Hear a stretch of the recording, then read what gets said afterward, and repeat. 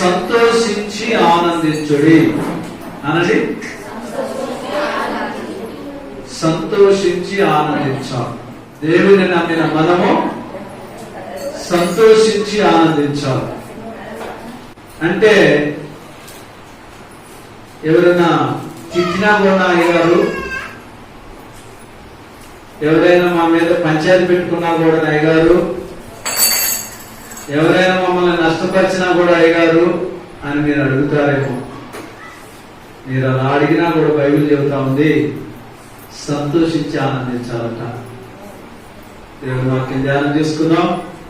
మత్తయి శుభవార్త 5వ అధ్యాయము. దయచేసి అందరూ దేవుని యొక్క వాక్యాన్ని చాలా జాగ్రత్తగా వినాలి.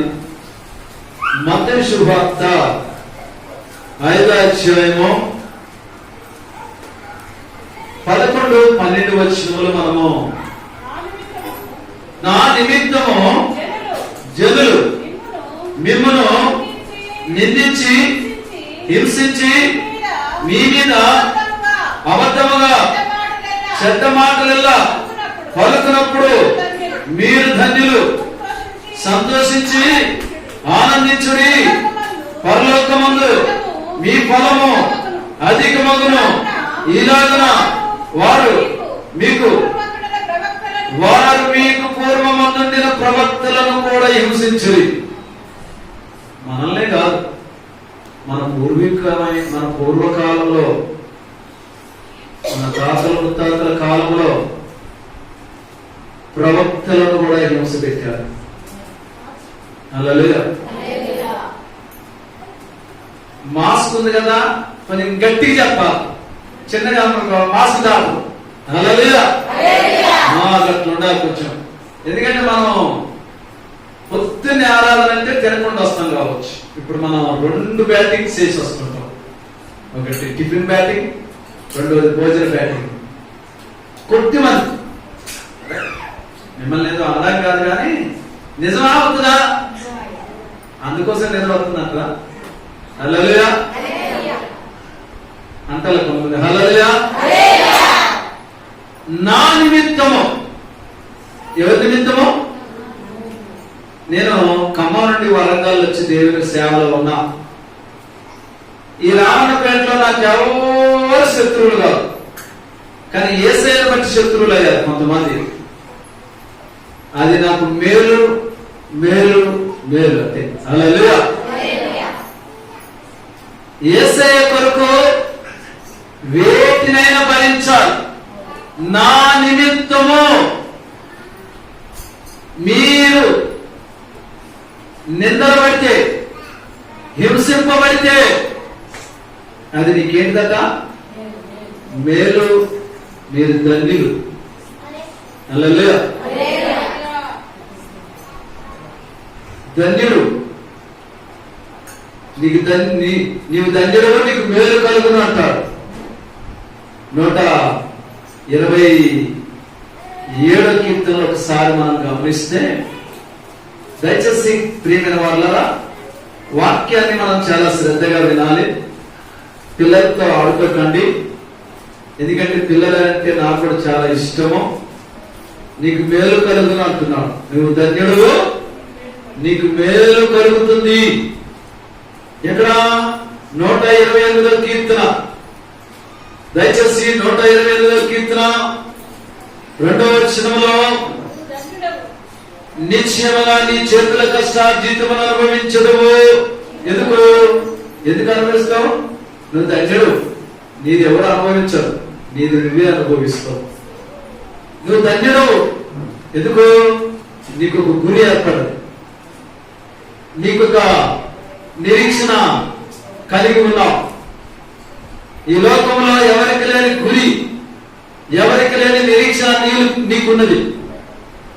ఈ నిరీక్షణ మనల్ని సిగ్గుపరచదు అని దేవుని వాక్యాన్ని మనం గమనించాం. దానికి స్తోత్రాలు. హల్లెలూయా. నీవు ధన్యుడవు, నీకు మేలు కలిగింది. నువ్వు దేవుని కొరకు శ్రమలైనా, వేదనలైనా, శోధనలు, వేదనలైనా,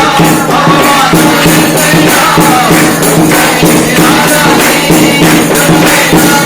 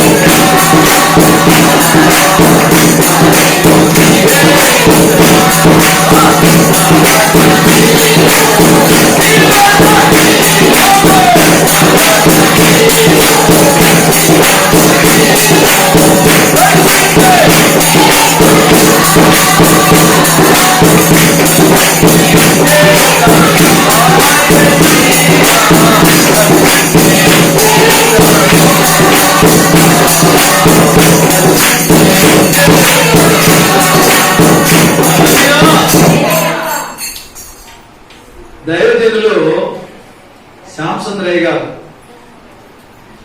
వారి ప్రసంగంలో అనేక చోట్ల వారు సాక్ష్యం పంచుకుంటూ ఒక గొప్ప సంగతి చెప్పారు. వాళ్ళ ఇంటి ఎదురుగా ఉన్నోళ్ళు, ప్రభా ఈ దాసుడు శ్యామ్ గారు మార్చుదేవా అని ప్రార్థన చేసేవాళ్ళండి గట్టిగా. వీళ్ళు వాళ్ళ భార్యను మార్చినాయన, వాళ్ళని మార్చినాయన, వాళ్ళని రక్షించయ్యా అని ప్రార్థన చేసేవాళ్ళు. వీళ్ళు వినేవాళ్ళు. ఇటు పక్కనప్పుడు పెద్దగా చేస్తారు జనపడదా, మా గురించి మంత్రాలు చేస్తున్నావు, ప్రార్థన అంటే తెలియదు అందరికీ పెద్దదా ప్రార్థన అంటే, మా గురించి ఏదో మంత్రాలు చేస్తున్నావు, లేదయ్యా మీ గురించి ప్రార్థన ఏంటి ప్రార్థన అంటే అదే అయ్యా మీకు మంచిగా అంటే మేము మంచిగా ఉండాల్సిన అవసరం మీకేం అవసరం వచ్చింది, మేము ఏమైనా మాకేమన్నా అయిందా అలా అని బూతులు తిట్టేవాళ్ళ, ఇష్టం వచ్చినట్టు మాట్లాడేవాళ్ళట. వాళ్ళంతా ఏం చేసేవాళ్ళట, నవ్వేవాళ్ళట. ఏం చేసేవాళ్ళట, తింటే నవ్వుతున్నారండి వీళ్ళు. అలా తింటే నవ్వుతున్నారండి. తిడితే పుడుపుడు కూడా ఏడవాలి. తిడితే ఇక మళ్ళీ మనం జోలికే రావద్దు కదా. తిడితే నవ్వుతున్నారండి వీళ్ళు కాదు కొంచెం అలా అనుకుంటున్నారు. దేవుడు వారి ప్రార్థన ఆలకించి వారు తిడతా ఉంటే వాళ్ళు సంతోషించేవాళ్ళట. నిజమైన సేవకి అనేకమైన ఆటంకాలు వస్తాయి. కాచిన చెట్టుకే రాళ్ళ దెబ్బలు, ఉత్త చెట్టుకు రాళ్ళు ఎత్తరా, కాయలు వస్తున్న చెట్టుకి రాళ్ళు ఎత్తరా, ఉత్త చెట్టుకి ఎత్తరా. ఉత్త చెట్టుకి ఎత్తే ఏమనుకుంటారు, వీడి మైండ్ లేదంటుంది, ఏదిరా రాళ్ళు ఎత్తనంటే ఉత్తగా వేస్తున్నాను అనుకో, ఉత్తగా రాళ్ళు వేసి ఏదిరా అక్కడ. అదే కాసిన చెట్టుకి ఎత్తే వీడు కాయలు రావాలని వేస్తున్నాడు రా అనుకుంటాడు. అందువల్ల ఎవరికి శ్రమలు ఎవరికి కష్టాలంటే నీతిమంతులకే. మన దేవుడు ఎవరంటే నీతిమంతుడు. హల్లెలూయా. పరిశుద్ధుడవై మహిమా ప్రభావములతో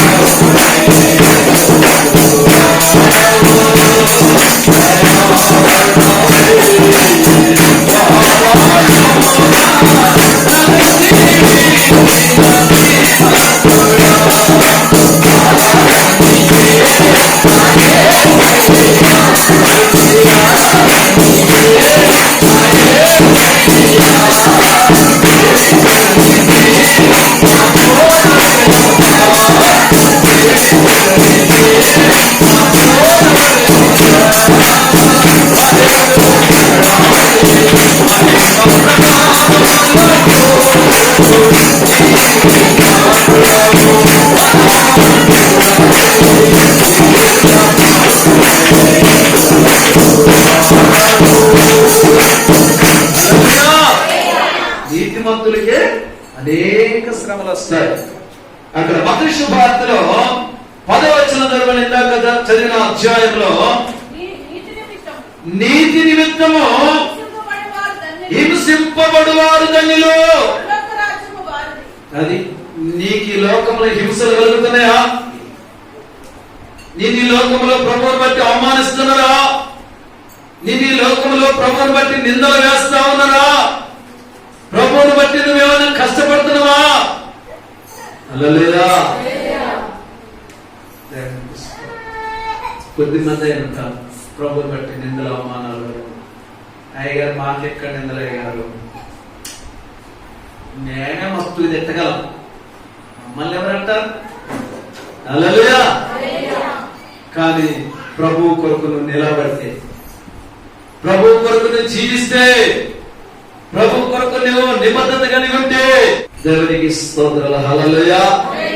దేవుని వాక్యాన్ని ఒకసారి అక్కడే మత్తయి సువార్త 10వ అధ్యాయము 18వ వచనాన్ని ఒకసారి గమనిద్దాం. మత్తయి సువార్త 10వ అధ్యాయము 18వ వచనంలో దేవుని యొక్క లేఖనం రాయబడతా ఉంది.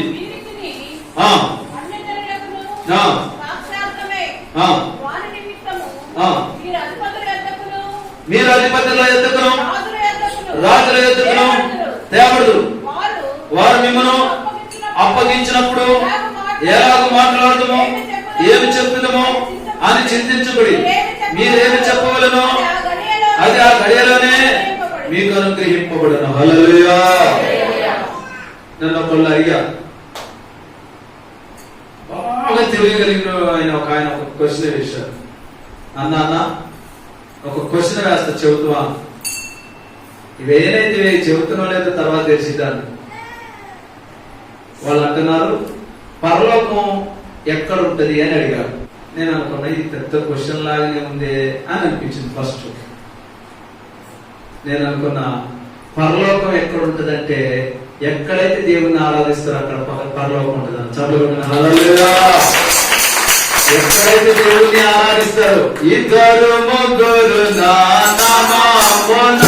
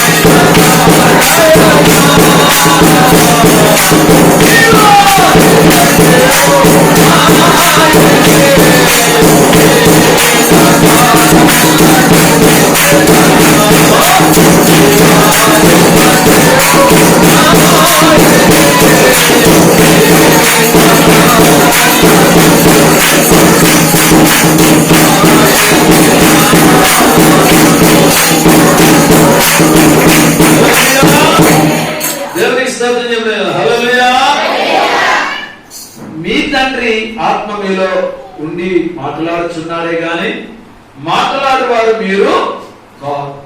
సహోదరుడు సహోదరుడి, తండ్రి కుమారుని మరణములకు అప్పగించదు. పిల్లలు తల్లిదండ్రుల మీద లేచి వారిని శపించెదరు. మీరు నా నామము నిమిత్తము అందరి చేత ద్వేషింపబడుదురు. అంతవరకు సహించిన వాడు రక్షింపబడిన. చదవడం హల్లెలూయా. అంతవరకు అంటే ఏం చెప్పండి? ఇంకా అంతవరకు అంటే ఆయన వచ్చేంత వరకు, లేకపోతే మనం పోయేంత వరకు. వింటదా? అంతవరకు సహించాలా? అయ్యో ఏం సహించుకోవాలి, కొంచెం ఏం సహించుకుంటూ అయ్యారు, తట్టుకోలేకపోతున్నాం, అసలు కోపం ఆగుతలా. అరే ఓర్చుకోమా దేవుని బట్టి. ఏం ఓర్చుకుంటూ అయ్యారు? ఎప్పుడైనా ఓర్చుకున్నాం మళ్ళీ ఓర్చుకో అంటారు. వాళ్ళని ఒక్క మాట, అరే ఓర్చుకోమా దేవుని వాక్యం చివరి దాకా ఓర్చుకోమంటుంది. ఎప్పుడు దాకా ఓర్చుకోవాలంట? అంతవరకు సహించాలి. దేవుని రాకడ దాకా సహించాలి. ఈ లోకంలో మనం ఆత్మీయంగా నడవకుండా, భక్తిగా నడవకుండా మనల్ని పరిస్థితులన్నీ కూడా మనల్ని చాలా ఇబ్బంది పెడతా ఉంటుంది. హల్లెలూయా. అయితే ప్రభు కొరకు బ్రతకాలి, ప్రభు కొరకు జీవించాలి. ఆయన బిడ్డలుగా మనము ఆయనను ఆరాధిస్తూ ఆయనను బట్టి మనం సంతోషించాలి. ఎవరిని బట్టి సంతోషించాలి? మనం స్వప్న, మాకు అమ్మాయి లేదు, ఈ అమ్మాయిని నాకు ఇస్తావా పెంచుకోండి. అయ్యగారు అమ్మాయి కొరకే నేను బ్రతుకుతున్నా. ఎవరి కొరకు బ్రతుకుతుందట? అమ్మాయి కొరకే నేను బ్రతుకుతున్నాను. హల్లెలూయా. ఎవరి కొరకు బ్రతకాలి? మన దేవుని కొరకు మనం బ్రతకాలి. ఎవరి కొరకు బ్రతకాలండి? ప్రభు కొరకు మనం బ్రతకాలి. బ్రతుకుట నీ కోసమే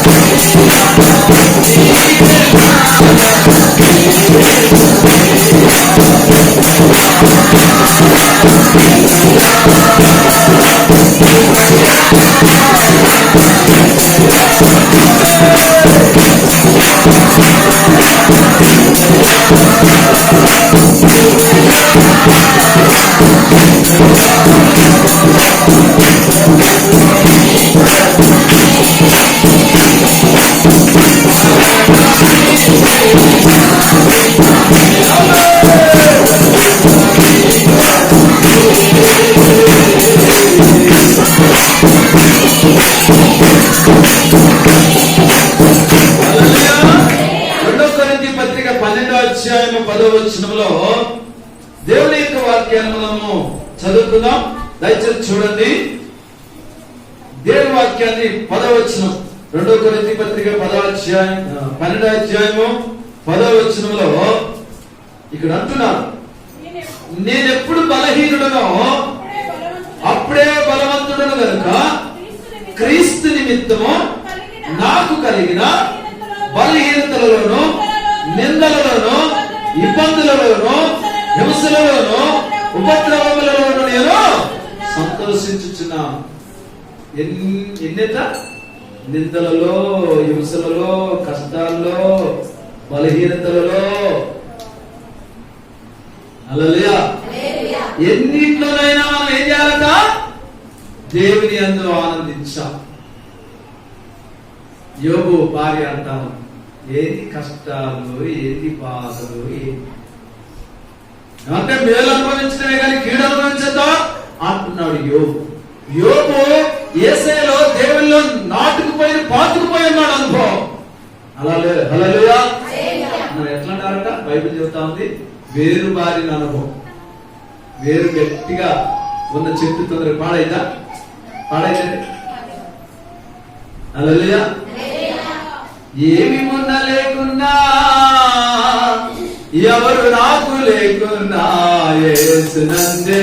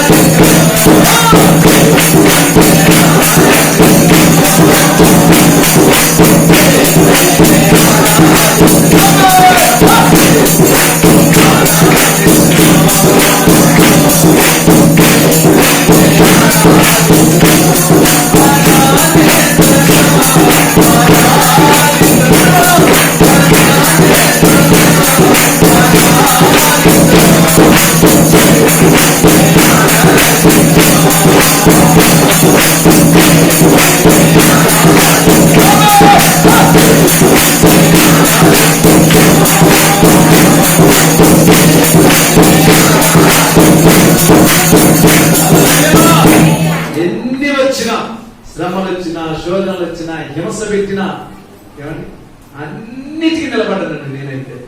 నువ్వు కూడా నిలబడతావా? హల్లెలూయా. నిలిస్తే గెలుస్తూ అనండి, అనండి, మీ నోటి నుంచి అనండి. నిలిస్తే గెలుస్తూ. అందువల్ల నిలబడ్డవాడంట పడకుండా చూసుకోవాలట. హల్లెలూయా. నిలబడ్డను అనుకుంటున్నావేమో, పడకుండా చూసుకో, వెనకబడిపోకుండా చూసుకో. నీ జీవితకాలం, నా జీవితకాలం ఎంతకాలం ఉంటుందో మనకి తెలియదు. అంతలో ఉండి అంతలో మాయమయ్యే జీవితాలు. ఉన్న కాలం అంతా కూడా ప్రభు కొరకు మనం బ్రతుకుదాం. దేవుడు నిన్ను, మనలందరినీ దేవుడు దీవించును గాక. ప్రార్థన చేసుకున్నాం. ఈ మొదటి సెషన్ లో దేవుడు నిన్ను తాకాడు. ఈ మొదటి సెషన్ లో దేవుడు నిన్ను తాకాడు. ఈ మొదటి సెషన్ లో దేవుడు నిన్ను బలపరిచాడు. ఈ మొదటి సెషన్ లో దేవుడు నిన్ను భద్రపరచబోతున్నాడు. ఈ మొదటి సెషన్ లో దేవుడు నీకు ధైర్యాన్ని నింపాడు. ఈ మొదటి సెషన్ లో దేవుడు నిన్ను స్వస్థపరచబోతున్నాడు. ఈ మొదటి సెషన్ లో, ఈ మొదటి ఆరాధనలో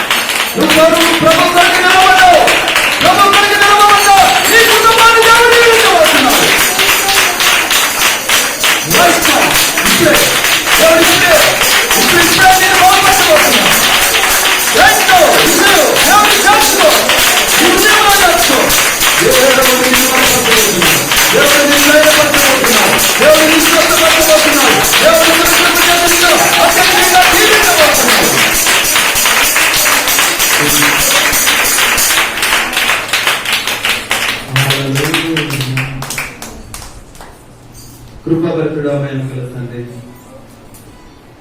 నీ బిడ్డలు నీ మాటలు విన్నారు. వాటన్నిటిని నెమరు వేసుకో. నీ కొరకు జీవిస్తున్నవా, నీ కొరకు నిలబడ్డవా, సంతోషించి ఆనందించబోతున్నావు. సంతోషించి ఆనందించబోతున్నావు. వారి ప్రతిఫలం పరలోకములు అధికం కాబోతుంది ప్రభా.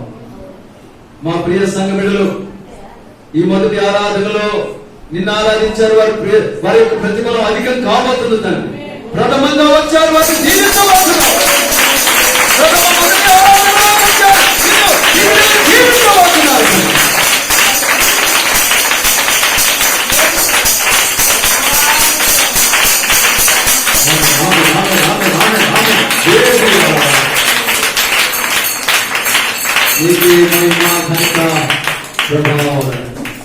బిడ్డలందరికీ నీ కృప విస్తరింపచ్చాయి.